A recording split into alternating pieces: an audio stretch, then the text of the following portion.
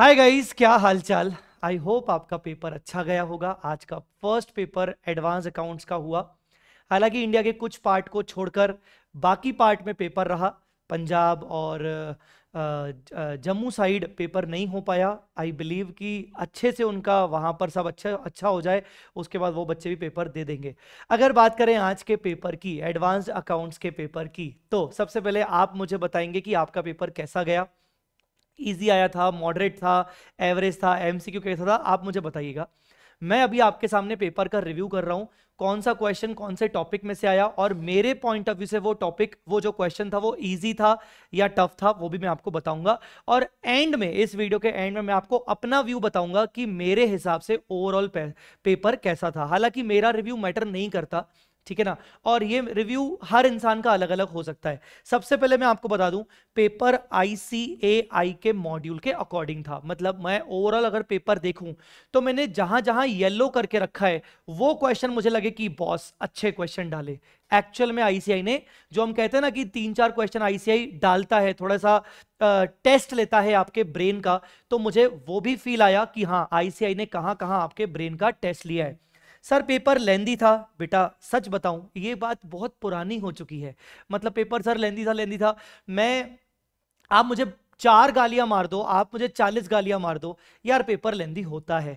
अब मैं यहां पर तुम अगर स्टूडेंट के पॉइंट ऑफ व्यू से चाहते हो कि मैं तुम्हारी वाली भाषा बोलूं कि सर हाँ देखो सर भी कह रहे हैं कि पेपर लेंदी था, तो वो मैं नहीं बोल सकता, क्योंकि हम सब जानते हैं कि एडवांस अकाउंट्स का पेपर पहले दिन से लेंदी आता है, ठीक है ना। हमें प्रिपेयर होना चाहिए अकॉर्डिंगली।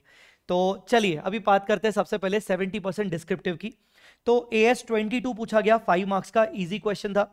AS2 पूछा गया, 5 मार्क्स का इजी क्वेश्चन था। ये दोनों क्वेश्चन बढ़िया थे, बच्चों के देखे हुए होने चाहिए। AS9 बहुत बढ़िया क्वेश्चन पूछा गया। इसमें 4 पॉइंट्स पूछे गए, 4 पॉइंट्स में से 2 पॉइंट्स देखे हुए होंगे, और हो सकता है शायद 1 या 2 पॉइंट्स आपके नहीं देखे हुए होंगे, पहली बार आप देख रहे होंगे, स्पेशली AS9 का पहला वाला पॉइंट। तो ये मैं बोलूंगा कि अच्छा क्वेश्चन था, गुड क्वेश्चन। मतलब टीचर की नजरों से गुड क्वेश्चन बोल सकते हैं, बच्चे के लिए टफ बोल सकते हैं, ये आप मान लो, ठीक है। फिर क्वेश्चन नंबर 2 फाइनेंशियल स्टेटमेंट आ गया। अरे यार इंटरनल रिकंस्ट्रक्शन सोचा था यार मैंने, यार फाइनेंशियल स्टेटमेंट आ गया, कोई बात नहीं। तो इंटरनल ये फाइनेंशियल स्टेटमेंट आ गया, 14 मार्क्स का एवरेज क्वेश्चन था। ये कह सकता हूं कि आप इंस्टीट्यूट का मॉड्यूल उठा के देख लेना, या फिर आप मेरी अगर आपके पास बुक हो उठा के देख लेना, आपको लगेगा कि हाँ यार सारे के सारे पॉइंट्स जो उसमें थे वो पॉइंट्स हमने देखे रखे हैं क्लास के अंदर, ठीक है। Cash flow as it is as usual, बहुत इजी क्वेश्चन आया था, 7 मार्क्स का। AS28 यार ये कैसे आ गया, पिछली बार ही तो आया था। AS28 इस बार आ गया, एंड मस्त से अच्छा क्वेश्चन था, पिछली बार भी अच्छा आया था, इस बार भी अच्छा आया। AS28 इस बार तो सीजीयू के कॉन्सेप्ट पे आ गया, एंड मैं डेफिनेटली बोल सकता हूं 20-30% बच्चे सीजीयू के कॉन्सेप्ट तक तो पहुंचते ही नहीं है, और ये मैंने अपनी क्लास में कई बार बच्चों को बोला हुआ है। तो AS28 आ गया, अच्छा क्वेश्चन था, आई वो मस्त से। कुछ बच्चे इस क्वेश्चन को टफ बोल सकते हैं। अमेलगमेशन की बात करें, अमेलगमेशन एवरेज था, ऐसा क्वेश्चन आपने देखा होगा, कई बार आपने ऐसा क्वेश्चन देखा होगा, उसमें कोई नया नहीं था। गुडविल निकालना था और पीसी निकालना था, असेट माइनस लायबिलिटी करके, फिर जो भी पीसी आता उसको आपको शेयर 5% प्रीमियम पे इशू किया गया, ऐसा समथिंग कुछ बोला था, और पीसी आ जाता। तो अमेलगमेशन वाज एवरेज, ठीक है। कंसोलिडेशन इजी आया था, सिर्फ 2 ही एडजस्टमेंट थे, एक बोनस का और एक स्टॉक रिजर्व का, है ना, सिर्फ 2 ही एडजस्टमेंट थे। अगर मैं होता तो मैं मोस्टली, मैं आपको बता दूं, मैं फाइनेंशियल स्टेटमेंट्स छोड़ता और मैं ये दोनों करता, ठीक है। और अगर मुझे फाइनेंशियल स्टेटमेंट करना पड़ता, क्योंकि उसमें सिर्फ बैलेंस शीट पूछी गई थी, उसमें सिर्फ बैलेंस शीट पूछी गई थी। जो बच्चे ये बोल रहे हैं सर पेपर बहुत लेंदी था, मैं आपको बता दूं सिर्फ बैलेंस शीट पूछी है इंस्टीट्यूट ने, यू शुड बी थैंकफुल, ठीक है। तो मैं या तो फाइनेंशियल स्टेटमेंट छोड़ता और ये दोनों करता, या तो मैं अमेलगमेशन छोड़ता और ये दोनों करता। मतलब मैं कंसोलिडेशन तो नहीं छोड़ता, ये तो पक्की पक्की बात है, ठीक है ना। अब जो बच्चे कंसोलिडेशन छोड़ के गए होंगे ना, पेपर में पढ़ के ही नहीं गए होंगे, उनको रियलाइज होना चाहिए कि भाई कितनी बड़ी गलती है। पर मैं बोलूंगा कि ये तीनों क्वेश्चन, इंस्टीट्यूट के मॉड्यूल बोलो, हमारा क्वेश्चन बैंक बोलो, हमारा मस्ट डू क्वेश्चन की लिस्ट बोलो, मतलब ऐसा लग रहा था कि हाँ हम कर लेंगे, ठीक है। AS5 अच्छा क्वेश्चन आया था, गुड क्वेश्चन। हालांकि मैंने ऐसा क्वेश्चन एक बार देखा रखा है, पर लिजिटली बहुत अच्छा क्वेश्चन आया था। उन्होंने पूछा था कि प्रायर पीरियड एरर होगा कि नहीं, उसमें नहीं होना चाहिए प्रायर पीरियड एरर। मैंने जितना जितना था ऊपरी तौर से देखा, but my answer is not final answer, अभी मैं बता दूं। Elements of financial statement framework वाले चैप्टर में से आया था। बच्चे बोलते सर थ्योरी, मैंने शुरू से कहा था कि भाई फ्रेमवर्क वाला चैप्टर करके जाना। मैंने मैराथन में फ्रेमवर्क वाला चैप्टर करवाया था, तो उसमें elements asset, liability, income, expense, equity, ये वाला आंसर करना था और सिर्फ एक एक लाइन लिख के आनी थी इसके बारे में, ठीक है। इंटरनल रिकंस्ट्रक्शन, यार बहुत इजी क्वेश्चन आया था 4 मार्क्स का, हालांकि हम एक्सपेक्ट कर रहे थे कि वो 14 में आता। Branch account as it is as usual 6 mark का आता है, बट सरप्राइजिंगली ब्रांच अकाउंट्स चलो इस बार उन्होंने नया दिया। और मुझसे बच्चों ने कुछ पर्सनली मुझसे बच्चों ने पूछा था कि सर फिर भी ब्रांच अकाउंट्स में हम करके जाएं तो क्या किया, तो मैंने उनको 3 चॉइस दी थी कि फॉरेन ब्रांच मत छोड़ना, स्टॉक एंड डेटर्स मत छोड़ना और डेटर्स मत छोड़ना, और डेटर्स में से ही आया। ये मैंने ओपनली नहीं कहा था, बट जो बच्चों ने मुझसे पर्सनली पूछा था मैंने कहा था कि भाई डेटर्स करके जाना, स्टॉक एंड डेटर्स करके जाना और फॉरेन, क्योंकि बहुत दिन से अपन देख रहे थे इंडिपेंडेंट आ चुका था, फाइनल अकाउंट सिस्टम 1-2 बार आ चुका था और फॉरेन 1 आध बार आ चुका था, तो मुझे लग ही रहा था कि डेटर्स या स्टॉक एंड डेटर्स आएगा। तो this was the overall descriptive, जिसमें मुझे 3 क्वेश्चन अच्छे लगे, AS9, AS28 and AS5। But फिर भी मैं बोलूंगा कि मेरे हिसाब से जो ये डिस्क्रिप्टिव वाला पार्ट था वो ओवरऑल एक एवरेज पार्ट था। मतलब मैं उसको टफ तो बिल्कुल भी नहीं बोलूंगा, इट वॉज कंप्लीटली एवरेज। लेंदी अगर आप बोलोगे तो डेफिनेटली मैं हाँ बोलूंगा, लेंदी तो पेपर पूरा होता ही है।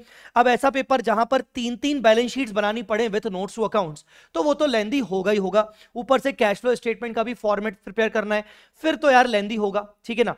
तो yes definitely it was lengthy. Branch accounts भी आपका फॉर्मेट में आ गया। तो अगर मैं फॉर्मेट बेस्ड क्वेश्चन बोलूं तो 1, 2, 3, 4 और आपका 5 क्वेश्चंस आपके फॉर्मेट बेस्ड थे, तो लेंदी तो होना लाजमी था, ठीक है। इसकी जगह अगर फाइनेंशियल स्टेटमेंट की जगह अगर इंटरनल रिकंस्ट्रक्शन आया था और वो सिर्फ जर्नल एंट्री पूछता तो मैं इसको लेंदी फिर थोड़ा सा कम बोलता। अब बात करते हैं एमसीक्यूज की। बहुत सारे बच्चे बोल रहे हैं, मैंने जितना सोशल मीडिया पे पढ़ा, कि सर एमसीक्यूज हमें टफ लगे, ट्रिकी लगे, बहुत ज्यादा ऐसे लगे। मैं अभी आपको बताता हूं कि एमसीक्यूज कहां से आए। बायबैक, कंप्लीटली बायबैक, वो मैक्सिमम परमिसिबल बायबैक की लिमिट, डेट इक्विटी रेशियो वाला क्वेश्चन 8 मार्क्स का, मेरे हिसाब से इजी था। ये क्वेश्चन कई बार आपको क्लास में करवाया जाता है, हर टीचर के द्वारा करवाया जाता है, जनरल लेवल पे मैं बोल रहा हूं, हर टीचर के द्वारा करवाया जाता है। बायबैक के ऊपर ही कम से कम 4 से 5 केस स्टडीज ऑलरेडी हैं इंस्टीट्यूट की, ठीक है, तो इजी था। डिविडेंड वाला इजी था, 2 मार्क का पूछा गया था डिविडेंड रूल्स के ऊपर। AS17 मैंने ए कैटेगरी में डाला था इसको, AS17 को ए कैटेगरी में डाला था, आखिरकार अटैक दे दिया, 8 मार्क्स का आया था एंड सुपर इजी। सिर्फ थ्रेशोल्ड लिमिट के बेसिस पर आंसर करना था, थ्रेशोल्ड लिमिट के बेसिस पर, इट वाज सुपर इजी। हाँ, जो केस 3 था, I personally liked this case, मुझे लगा यस इन्होंने केस 3 में अच्छा लेवल पूछा है, उन्होंने उलझा के रख दिया। उन्होंने जो सीक्वेंस बोला, उन्होंने जो जिस तरीके से पूछा कि उन्होंने ग्रांट भी डाल दी, साथ में लोन डाल दी, पहले तो समझ ही नहीं आ रहा था यार क्या पूछना चाह रहा है, फिर उन्होंने थोड़े से मिक्स एंड मैच कर लिए। स्पेशली जो इनका लास्ट वाला क्वेश्चन था, लास्ट 2 क्वेश्चन थे स्पेशली ये वाले AS12 वाले, that was very good question मैं बोलूंगा।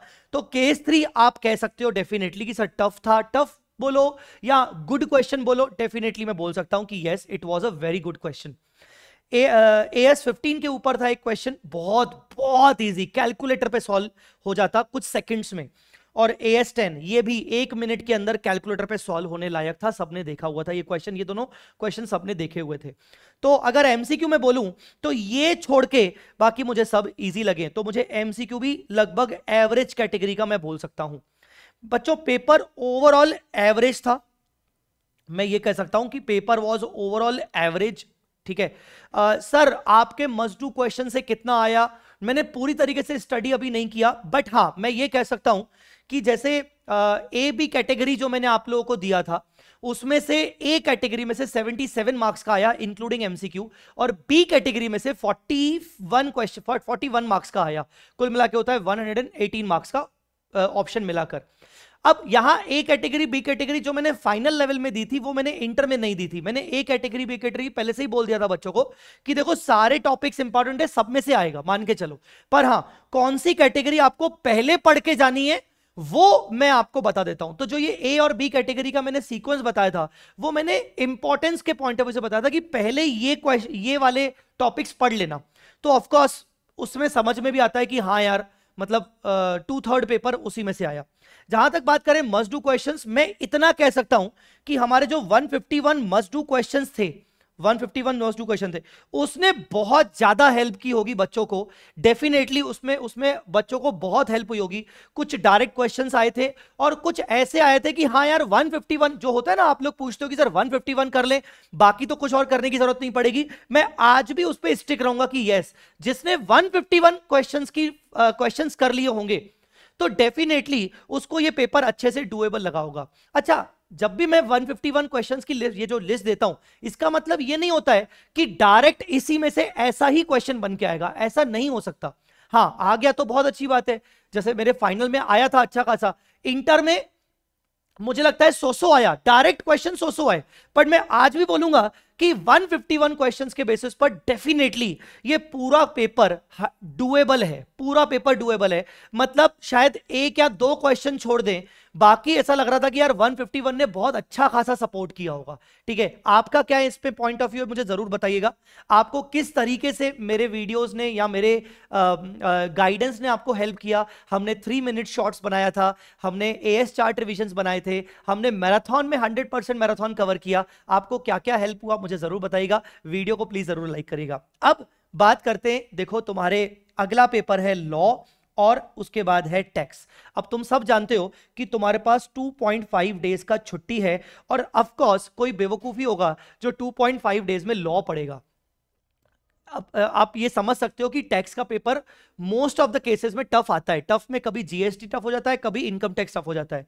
So what I will recommend कि 0.5 मतलब आज का दिन तुम्हें टैक्स पढ़ना चाहिए। मैं तो बल्कि 0.5 में भी नहीं, मैं तो बोलूंगा तुम्हें एक दिन, 1 डे तुम्हें टैक्स पढ़ना चाहिए। अब वो तुम्हें टैक्स का टीचर अच्छे से बता पाएगा कि तुम्हें जीएसटी कितना पढ़ना चाहिए, इनकम टैक्स कितना पढ़ना चाहिए। पर मैं अगर एज ए स्टूडेंट की नजरों से बोलूं तो मैं क्या करता, मैं हाफ डे कवर करता, हाफ डे पूरा एक दिन मुझे टैक्स देना चाहिए, मैं ये मानता, और आधा पोर्शन मैं जीएसटी का निपटाता, आधा पोर्शन इनकम टैक्स का निपटाता। कौन सा, मैं जो इजी वाला पार्ट है, जीएसटी का जो इजी वाला पार्ट है जो मैं बाद में नहीं भी उठाऊंगा, और इनकम टैक्स का इजी वाला पार्ट है जो मैं बाद में नहीं उठाऊंगा, वो मैं डेफिनेटली आज कर लूंगा। हालांकि मैं आपको बता दूं, अपने जो यश खंडेलवाल सर हैं, उन्होंने मैराथन रखा है आज। शायद जब तक ये वीडियो अपलोड होगा तब तक मैराथन उनका स्टार्ट भी हो जाएगा, तो उनके टेलीग्राम पे चले जाना। यश खंडेलवाल सर का टेलीग्राम चैनल है, नहीं होगा तो मैं वो उनका वीडियो अपने टेलीग्राम पे शेयर कर दूंगा थोड़ी देर बाद में। तो उन्होंने, यश खंडेलवाल सर ने मैराथन रखा है, रिवीजन रखा है। तो अगर कुछ भी ना समझ में आए, ठीक है, आप बिल्कुल ब्लैंक हो कि क्या करना चाहिए, मैं आपको बोल रहा हूं, मेरे मतलब मैं एज अ बड़े भाई के होने के नाते बोल रहा हूं कि आप उनका वीडियो करके आज अपना इनकम टैक्स तो निपटा ही दो। जितना वो आपको करवा रहे हैं तो आप उनका वीडियो करके निपटा दो। ठीक है, so guys this was the paper. मैं एक लास्ट चीज जाते जाते बोलना चाहूंगा कि अब जो हुआ सो हुआ, अब तुम्हारे हाथ में कुछ नहीं है। वो बोलते ना, बंदूक से गोली निकल चुकी है, अब तुम्हारे हाथ में कुछ नहीं बचा है। तो जितना ज्यादा डिस्कशन करोगे, अपना 2.5 डेज उतना ज्यादा खराब करोगे। यहां पर हर कैटेगरी का बच्चा है। कुछ कैटेगरी के बच्चे ऐसे हैं जो मुझे मैसेज कर रहे हैं, sir very very sir very easy, और कुछ कैटेगरी के सर बच्चे हैं सर वेरी हार्ड। तो बेटा हर प्रकार के बच्चे हैं, ठीक है ना। बट आपको फोमो में नहीं आना है। आप जितना ज्यादा सोशल मीडिया पे, टेलीग्राम पे, जहां मैंने पोल डाला है, आप मेरा पोल देख लीजिए, आप जितना ज्यादा टाइम वेस्ट करेंगे या आपका नुकसान है, यहां पर और कुछ नहीं है, या आपका ही नुकसान है। तो मैं आपको बस यही बोलना चाहूंगा। ये देखिए यहां पर बच्चों ने क्या बोला है, ये देखिए यहां पर मैक्सिमम बच्चों ने मॉडरेट पर ज्यादा ध्यान दिया है, मॉडरेट पे ही बच्चों ने बोला है। इजी भी बोला है, ऐसा नहीं कि बच्चे इजी वाले नहीं है, और टफ वाले भी है, बल्कि इजी वाला परसेंटेज टफ से कंपैरेटिवली ज्यादा है। तो हर प्रकार के बच्चे मिलेंगे, ठीक है ना। और आप टीचर से भी एक्सपेक्ट नहीं कर सकते हो कि टीचर बच्चों की भाषा बोले। मैंने अपना तरीके से आपको ओवरव्यू दे दिया, बट अब कुछ ना हो पाएगा। अब आपका पेपर जैसा भी गया हो, ओवर बहुत अच्छा गया है तो भी ओवर एक्साइटेड में आप अपना टाइम वेस्ट मत करना। बहुत बुरा गया है तो आपके पास चांस है लॉ और इनकम टैक्स को बहुत अच्छा सा करके एडवांस अकाउंट्स की रिकवरी कर सकते हो। सही मायने में एक अच्छा सीए स्टूडेंट वही है जो पेपर को भूल जाए, पेपर एक बार होने के बाद भूल जाए।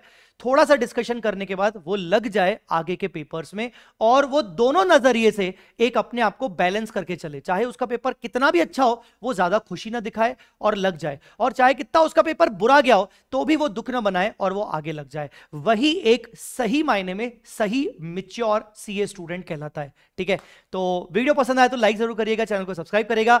और हाँ, वापस से बोलूंगा, आपको जो जो चीजें मुझसे जो मिली थी वो कैसी लगी थी, क्या लगी थी, अपना ओवरव्यू अपना कमेंट में ओवरव्यू जरूर दीजिएगा। गाइस बहुत बहुत धन्यवाद। जनवरी 26 अटेम्प्ट के लिए मैं वापस आऊंगा। इस चैनल को सब्सक्राइब करके रखिएगा। जनवरी 26 अटेम्प्ट के लिए बहुत सारी चीजें सोच के रखी हैं, और एक एक करके हम कमिंग डेज में उसको प्लान करके कवर करेंगे। ठीक है, all the very best guys for the rest papers.